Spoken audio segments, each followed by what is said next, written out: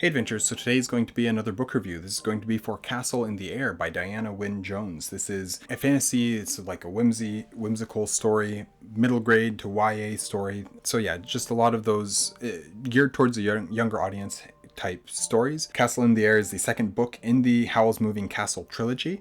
This book is absolutely 100% connected to Howl's Moving Castle, but it is not really a sequel. It takes place chronologically after the events of book one, and we do see many of our familiar characters, but our main character is new to us, and because of that, it feels like it's very disconnected, even though it's very much, as you go through the story, you see the connections and how it really is a book two in this series, even if it's not a direct sequel. This book is more about telling a new, unique story in a pre-existing fantasy world than it is about being a direct sequel to the first book. We are following a character in a completely different area of the world. Abdullah is our main character. Abdullah is a carpet seller, but at the beginning of the book, he has sold a magic flying carpet. This initiates the adventure of this story, which I love it. I love flying carpets. I love this aesthetic already. Just from the very beginning, I'm already invested in the story. Before I get on into the rest of this review, though, I just quickly like to say welcome to an Erudite Adventure. I'm T. If you're liking what you're seeing from us, please like, comment, and subscribe. So this is very much inspired by Middle Eastern stories and locations. A lot of people think it's not as good of a story as Howl's Moving Castle, but I just feel like it's a very different book.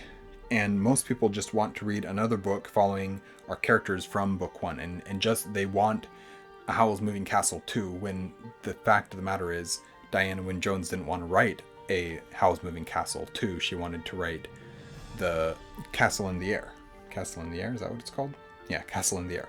And I feel like you don't have to enjoy this book as much as book one, but I do feel like it's as good as book one. It's equally as good. It's just a very different book, so you kind of can't even compare them in that way. There are tons of connections, and it very much is still the same world, but most of the time we're not seeing the connections immediately. But the further you go into the story, the more things start to connect and become clear.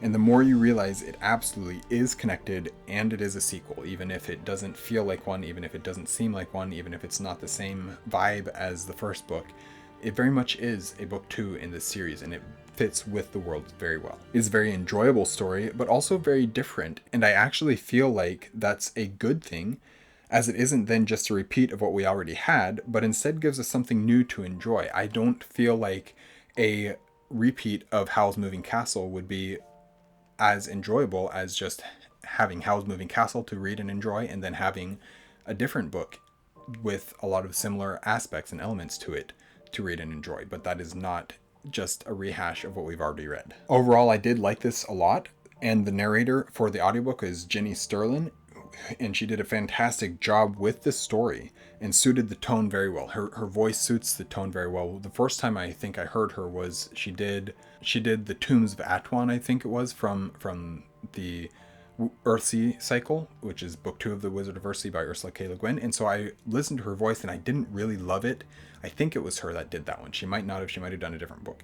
But whatever the case was, I listened to her voice and I was like, I don't really love it. But then as I continued through the story, I was like, oh, I love it. But then with this one, she started reading and I was like, okay, I'm in.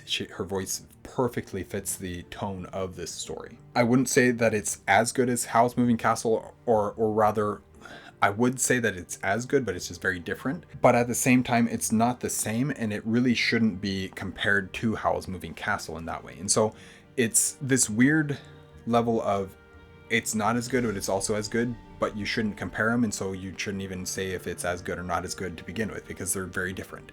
That's a lesson I learned long ago when I first read Chronicles of Narnia, because I read Lord of the Rings and loved it, and I read Narnia and I was like, this is not it, because I was comparing it directly with Lord of the Rings, and you can't do that with fantasy. Even within the same series, as we're seeing, as I found with this book, with Howl's Moving Castle and Castle in the Air, you can't compare them within the same series. Sometimes you can if they're similar enough, but I really wouldn't. I would just not compare books to each other. I would take them as for what they are, for what the story is, and accept that story.